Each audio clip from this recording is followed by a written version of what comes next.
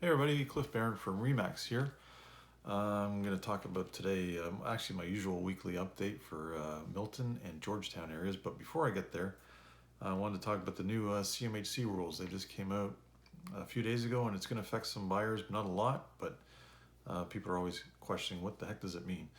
So anyways, CMHC basically applies to purchasers that are putting a maximum of 20% down, 5, 10, 15, 20% down. So basically they have to get mortgage insurance. And one of the insurers is the Canadian Mortgage and Housing Corporation. There's also a couple of others, but that's the big one. That's the one that everybody kind of knows about. They passed some new rules that apply as of July 1st. Let's see. Before you could basically buy a house. You could borrow money for your down payment through a line of credit or even a credit card if you're crazy enough. Now that's being completely wiped out. You have to have secure funds as your down payment, and they've increased the credit score. You can't buy a house with a 600 credit score minimum anymore. It has to be 680 now. So that's something you should kind of go to Equifax or go to a credit site, check out your credit score before you buy, so you know where you are, where you stand. And then there's a couple of things called the GDS and the TDS. The GDS is the gross debt to service ratio, and the TDS is your total debt to service ratio. The gross debt to service ratio is basically what you can afford, including your mortgage and your taxes. And the ratio used to be 39%. Basically, 39% of your income would go towards your taxes and your house payments. Now they've lowered that down to 35. So in other words, you can't afford as much. And your total debt to service ratio used to be 44, and now it's down to 42. So in a nutshell, if you make about 60 grand a year and you're putting about 5% down on a property, you're looking at your buying power to be decreased by about 10, 11%. So instead of looking in the 600 range, you're looking at the 540, 550 max range, 530 even. So it's going to affect some people, but not everybody, and I don't think it's going to be a huge effect. And one thing it's going to do is it's going to drive business away from CMHC onto other insurers like Genworth for now, but they might follow suit, but we don't know. That kicks in July 1st. So if you are a first-time buyer and you have a minimal down payment, get on your bike. It's time to get out there and buy soon before these new rules kick in and your buying power decreases. Okay. My usual weekly update for Milton and Georgetown. Milton, May 31st to June 6th, we've got some great news. Things have picked up a lot in the past week or so. In 2019, we had 45 sales, and in 2020, we had 30. So we passed the 50% threshold. We're not down by anywhere near as much as we were.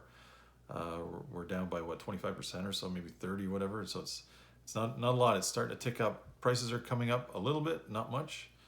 We had 19 sales of detached homes, 8 sales of townhouses, and 3 semis were sold. The detached on average sold for $890 and on average 13 days on the market.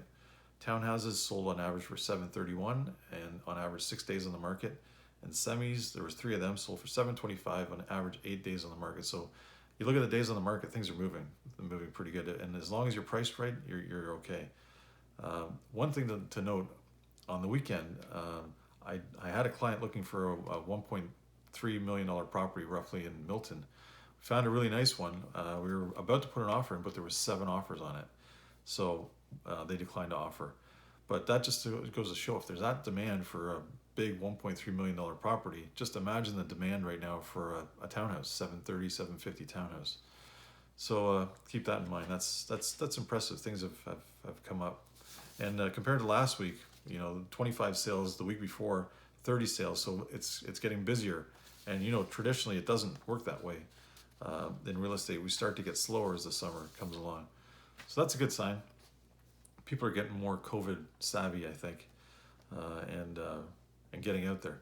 So on to Georgetown and Glen Williams, because I always include the two. Not to offend any Glen Williams people, but people from outside of Georgetown don't know the difference, as I always say. So May 31st to June 6th, 2019, there was 22 sales, and in 2020, 9 sales. So, which is the same as the week before. Things haven't changed, but the days on the market are ticking down. The detached, the average days on the market were 10, and average sale price $949, and there was 1 sale of a townhouse. The days on the market for that one, 14. So prices aren't really necessarily going up, but things are selling faster and there's more supply. So we're getting more of we're getting more buyers definitely coming out for sure. Absolutely.